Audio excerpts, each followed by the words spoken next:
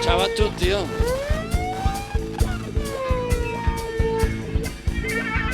Un grazie di cuore a Valentia e a tutti i gruppi che seguiranno.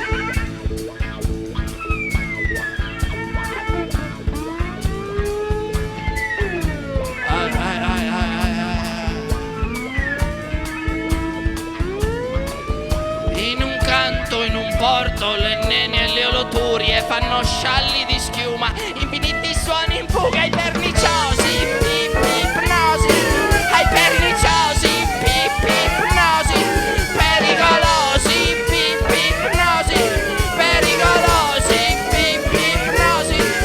Di una voce non vale che il fosso che procura, il roglio biascicato di rena amareggiata di uno scoglio, non vale che il suono che mi cura, un discanto d'arenata di sirena scoglionata. Siamo le salive del mare, le schiume con la voce, le rocce, le femmine di sale. Siamo le salive del male, le squame con le gocce, le docce, le febbri da passare.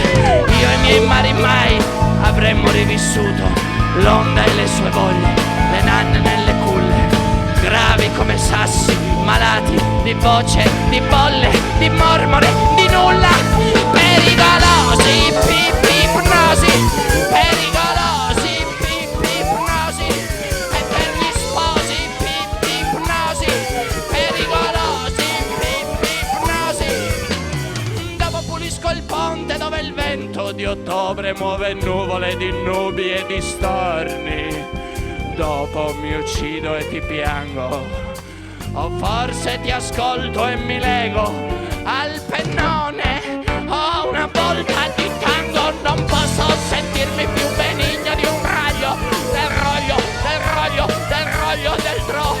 Ma muto come un verme, muto come un verme in farfalla, in anima malata, nata sotto coperta in una buccia, che ma l'amalgama d'alghe di